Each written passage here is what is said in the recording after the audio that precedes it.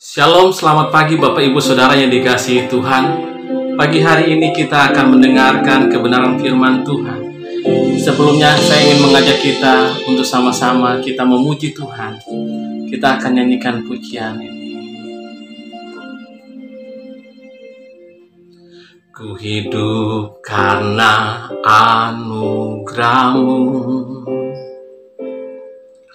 tiada satupun dapat ku banggakan, semua karena cinta-Mu.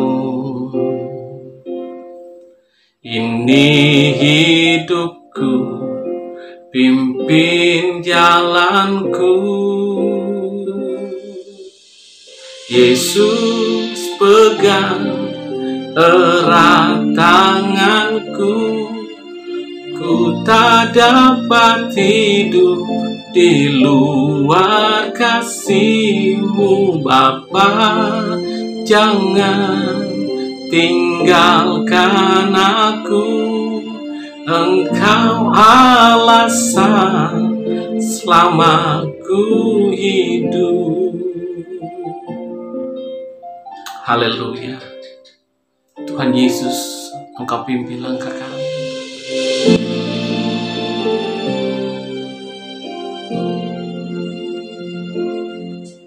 Kasih-Mu mengubah hidupku. Kau memilihku, selamatkan hidupku. Semua karena cinta-Mu. Ini hidupku, pimpin jalanku. Yesus pegang erat tanganku. Ku tak dapat hidup di luar kasih-Mu, Bapa. Jangan tinggalkan aku. Engkau alasan selama ku hidup. Yesus pegang erat tanganku. Ku tak dapat hidup di luar kasih-Mu, Bapa. Jangan tinggalkan aku. Engkau alasan selama ku hidup. Haleluya. Bapa, pegang tangan kami. Engkaulah Tuhan. Engkau yang menuntun setiap langkah hidup kami.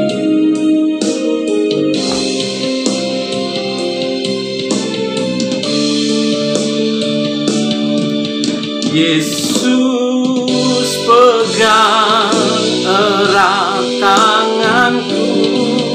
Ku tak dapat hidup di luar kasih-Mu, Bapa.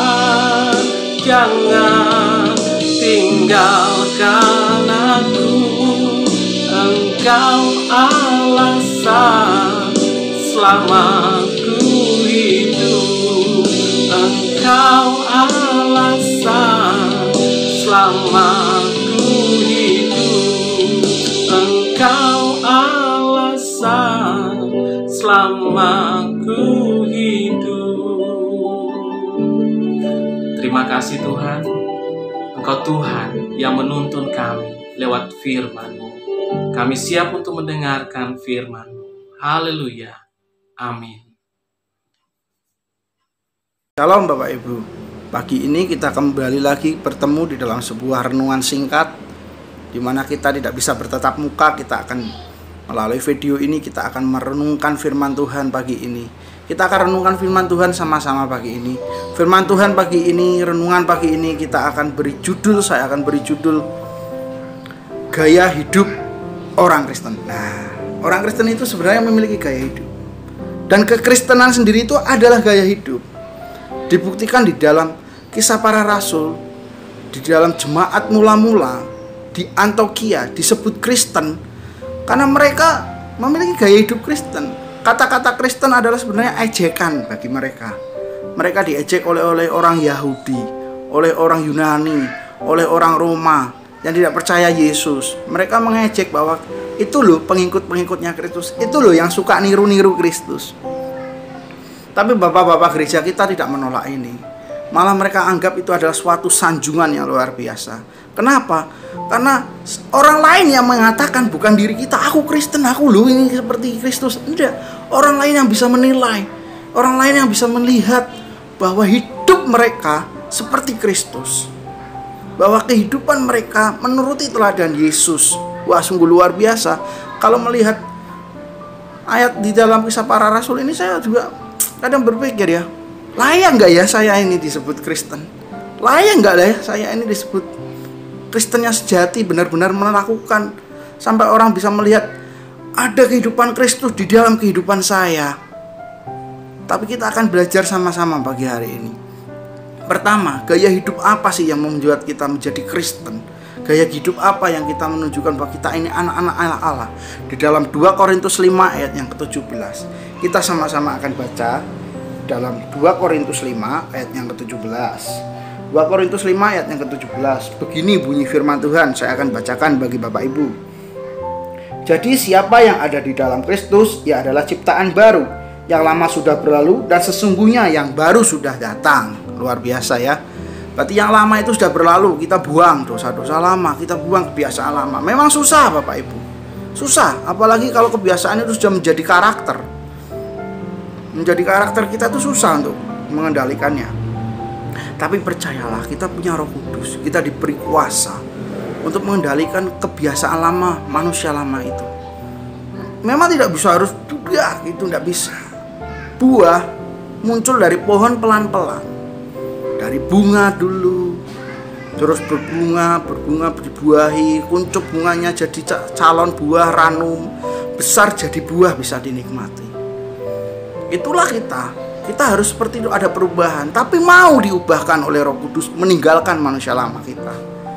Yang kedua, di dalam Roma 12 ayat yang kedua, kita tahu sudah bahwa kita tidak hidup seluruh dunia ini. Kita akan baca ayatnya. Dalam Roma 12 ayat yang kedua. Jangan kamu menjadi serupa dengan dunia ini, tetapi berubahlah oleh pembaharuan budimu, sehingga kamu dapat membedakan mana kehendak Allah, apa yang baik dan yang berkenan kepada Allah dan yang sempurna. Membedakan kehendak Allah, apa yang baik, mana yang berkenan dan mana yang sempurna. Luar biasa. Kita harus bisa membedakan kehendak Allah. Ini kehendak Allah bukan ya, ini dari Allah bukan ya. Seringkali kita dalam kehidupan duniawi terkecoh. Kita tidak bisa membedakan, bahkan ikut-ikutan cara duniawi untuk mencari keuntungan, misalnya untuk bekerja, untuk berdagang, untuk apapun. Kadang kita ikut-ikutan cara duniawi. Tidak bisa. Kita anak Tuhan harus menjadi contoh dan teladan. Itu menjadi gaya hidup kita, tidak seturut dunia, berubah. Jangan menjadi serupa dengan dunia ini. Di dalam Roma 12 ayat 2 ini dikatakan. Terus seperti apa sih? Kalau kita mau menjurus lagi, kita akan mendapatkan hal-hal yang makna yang lebih dalam lagi. Kita akan belajar hari ini 3 makna yang lebih mendalam dari 2 ayat yang kita belajar hari ini. Makna yang mendalam sebenarnya ada banyak, tapi kita akan belajar 3 saja pagi ini. Apa itu yang hidup yang meninggalkan manusia lama? Apa hidup yang tidak seturut dunia? Hidup yang seperti apa sih? Kita akan baca. Yang pertama adalah jangan tinggalkan ibadah. Ibadah itu penting. Jangan tinggalkan ibadah. Kita akan baca ya di dalam Kisah 2 ayat yang 46. Ini kita akan tiru gaya hidup jemaat mula-mula. Jemaat mula-mula melakukan ini dengan bertekun dan dengan sehati. Mereka berkumpul tiap-tiap hari dalam bait Allah. Kisah 2 ayat 46 bagian A. Dengan bertekun dan sehati. Mereka berkumpul tiap-tiap hari dalam bait Allah. Mereka itu rindu hatinya untuk selalu dekat dengan Tuhan. Kita nggak ninggalkan jam-jam ibadah. Kita harus punya kerinduan. Minimal kita tiap hari harus saat teduh. Minggu kemarin firman-Nya, di mana kita sedang berdoa, di mana kita sedang menyembah Tuhan, kita tuh sedang menarik hadirat Allah turun, menarik suasana surgawi turun. Wah, luar biasa kan saudara-saudara. Kita bisa menarik hadirat Allah di rumah kita kalau kita sempat untuk bersekutu saat teduh dalam rumah. Ataupun kita jangan tinggalkan jam-jam ibadah. Tetap ada, ibadah sudah dibuka secara offline sekarang. Tidak harus online lagi ibadah raya. Tapi kebanyakan dari saudara-saudara, dari orang-orang di luar sana lah. Di tempat kita tidak ada, amin. Ya, di tempat kita nggak ada, amin. Saya orang di luar sana jauh lah, ya. Di tempat kita tidak ada. Dengan alasan corona, mereka nggak mau datang ibadah. Dengan alasannya corona, takut berkumpul. Tapi sampai ke mall, sampai ke tempat wisata, bahkan makan diupload di tempat makan di mana bareng-bareng, nggak pakai masker lagi. Nggak takut itu sama corona kalau jalan-jalan, jajan-jajan. Tapi kalau ke gereja alasannya ada corona, takut berkerumun nanti ketular. Ya, jangan tinggalkan jam-jam ibadah demi perkara ini, dan jangan cari pembenaran diri sendiri. Kita harus tetap bersekutu, bersehati. Itu salah satu contoh hidup teladan Kristus. Gaya hidup. Mulai sekarang bertekun berdoa itu menjadi gaya hidup kita. Yang kedua adalah jangan jadi batu sandungan. Kita akan baca di dalam 1 Korintus ayat 8. 1 Korintus pasal 8 ayat yang ke-13. Karena apabila makanan menjadi batu sandungan bagi saudaraku, aku untuk selama-lamanya tidak akan mau makan daging lagi, supaya aku jangan menjadi batu sandungan bagi saudaraku. Konteks dalam ayat ini, Rasul Paulus ingin mengatakan, kalau makan daging itu, makanan itu menjadi batu sandungan bagi saudaraku, mending aku tidak usah makan. Karena waktu itu Rasul Paulus sangat kental dengan budaya Yahudi. Ada beberapa daging hewan yang diharamkan, salah satunya babi. Kita makan babi sekarang ya. Tapi di zaman Rasul Paulus, meskipun Rasul Paulus tahu sudah ada nubuatan dari Rasul Petrus segala macam bahwa semuanya halal baik, tapi Rasul Paulus mending tidak saya makan, karena saya nanti jadi batu sandungan buat saudara saya yang seiman, buat saudara-saudara saya yang lagi saya injili. Nah, demikian juga kita kadang sedang cari pembenaran, di Alkitab tidak ada, main benernya sendiri, seenak-enaknya dia, tidak ada, ngeyel, jadi batu sandungan. Misalnya Pak, contoh sepele aja, pakai masker, cuci tangan.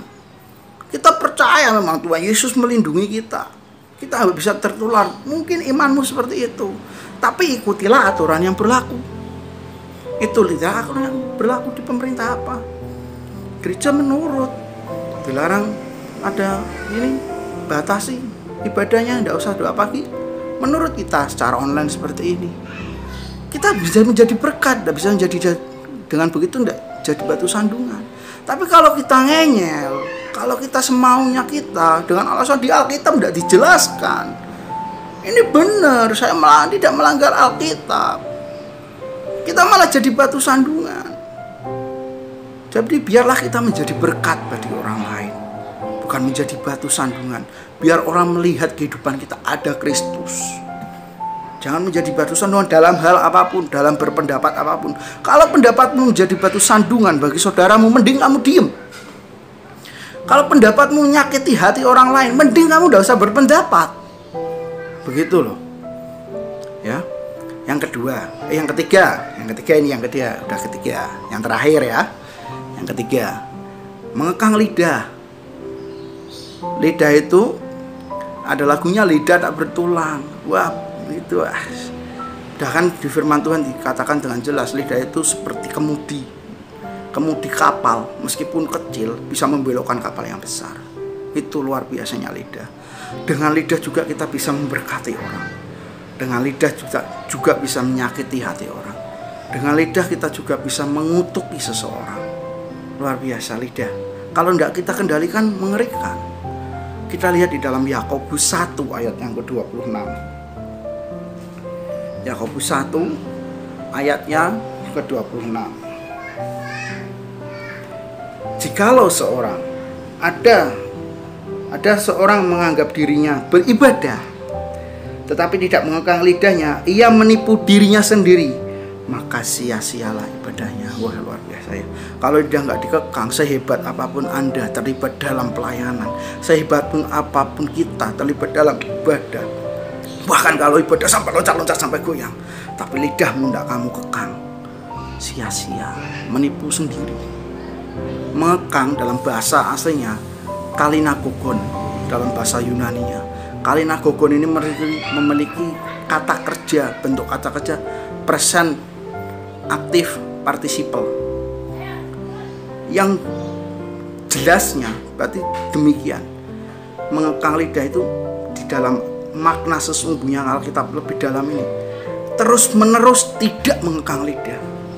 Jadi barang siapa ada yang merasa beribadah tapi terus menerus tidak mengekang lidah, artinya lidahnya diloske saja, semau omongannya, ingin ngomong apa ya ngomong, yang penting aku puas. Wah, sama saja menipu diri sendiri. Menipu di sini juga menggunakan kata bahasa asli apaton. Terus menerus menipu diri sendiri, terus menerus gak mau mengekang lidah, terus menerus menipu diri sendiri. Dan ibadahnya dikatakan dalam Alkitab apa? Sia-sia. Apa enggak? Rugi kita nanti. Sungguh sia-sia ibadah kita kalau kita tidak mengekang lidah. Pada pagi ini kita akan belajar ya Bapak Ibu. Saya juga belajar. Ada 3 hal yang harus kita lakukan untuk memiliki gaya hidup. Biarlah 3 hal ini kita belajar. Awalnya 3 hal ini jadi gaya hidup kita. Pertama, jangan tinggalkan ibadah, tetap bersekutu. Doa itu menjadi gaya hidup kita. 2, jangan jadi batu sandungan buat orang lain. Biar kalau itu kiranya menjadi batu sandungan, mending tidak usah lakukan. Yang ketiga, jaga lidah. Lidah ini mengerikan kalau nggak dijaga. Bisa menyakiti, juga bisa memberkati. Biarlah kita diberkati pagi hari ini dengan firman ini. Sama-sama kita akan akhiri. Kita akan berdoa di dalam nama Yesus. Terima kasih Tuhan. Tuhan Yesus memberkati. Haleluya Bapak Ibu, saya percaya kita semua diberkati lewat firman Tuhan yang hari ini dibagikan. Saya berdoa biar kita semua dapat hidup beribadah, jangan tinggalkan ibadah. Dan kita belajar supaya kita tidak jadi batu sandungan, tetapi lewat kehidupan kita nama Tuhan dipermuliakan. Terlebih lagi kita bisa belajar untuk menjaga lidah kita, supaya lidah kita dipergunakan untuk memuliakan nama Tuhan. Kami bersyukur dan berterima kasih biar Tuhan senantiasa menuntun cara hidup kita, supaya kehidupan kita berkenan di hadapan Tuhan. Amin Bapak Ibu. Mari pagi hari ini kita akan berdoa terlebih dahulu. Kita akan minta Tuhan menuntun akan setiap perjalanan kehidupan kita. Bapa di sorga, kami datang kepadamu Tuhan pagi hari ini. Kami mengucap syukur dan kami berterima kasih sebab Engkau Bapa yang baik. Engkau yang senantiasa memberkati kami semua. Biarlah kebenaran firman Tuhan menjadi rema dalam kehidupan kami, menuntun kami supaya kami hidup seperti jemaat mula-mula, supaya kami hidup sesuai dengan kebenaran firman Tuhan. Kami bersyukur dan kami berterima kasih. Biarlah kasih setia Tuhan, kebaikan Tuhan nyata atas kami semua. Kami bersyukur untuk pertolongan Tuhan dalam kehidupan kami. Kami berdoa Tuhan Yesus, Engkau memberkati kami semua. Apa saja yang kami kerjakan boleh menjadi berhasil. Apa saja yang kami lakukan hari-hari ini Tuhan, Engkau tolong kami supaya kami hidup mempermuliakan nama Tuhan. Kami berdoa bagi jemaat Tuhan yang masih dalam keadaan sakit. Di dalam nama Yesus jadilah sembuh, sebab bilur Yesus telah menyembuhkan. Kami percaya Tuhan Yesus, Engkau Allah penyembuh kami. Kami bersyukur Tuhan, Engkau memberikan kekuatan bagi kami yang lemah. Tuhan, Engkau membuka jalan bagi kami yang dalam bermasalah. Tuhan menolong kami supaya kami keluar sebagai pemenang. Kami bersyukur dan kami berterima kasih. Kami berdoa bagi pekerjaan Tuhan yang akan berlangsung Tuhan. Kegiatan ibadah Natal, Tuhan Engkau menyertai. Tuhan, Engkau Allah menolong segala kegiatan yang berlangsung di Gereja Bethel Maranatha. Tuhan berkati setiap kegiatan, setiap panitia, pelaksana ibadah Natal. Tuhan menolong supaya semuanya boleh berjalan dengan baik. Kami percaya Engkau yang berkati kami semua. Engkau menolong Bapak Ibu Gembala sidang kami, memberikan kekuatan dan kesehatan bagi mereka, sehingga mereka dapat memimpin kami, menuntun kami senantiasa Tuhan, lewat kebenaran firman Tuhan. Kami berdoa berkati keluarganya, kekuatan dan kesehatan Tuhan senantiasa limpahkan bagi mereka. Kami percaya Tuhan Yesus, Engkau yang memberkati kami semua, sehingga hari ini kami akan menerima berkat daripada-Mu. Kasih karunia daripada Tuhan kita Yesus Kristus, persekutuan dengan Roh Kudus, memberkati akan seluruh kehidupan Bapak Ibu Saudara sekalian, hari ini sampai selama-lamanya. Di dalam nama Tuhan Yesus, kami berdoa kepada Bapa di sorga.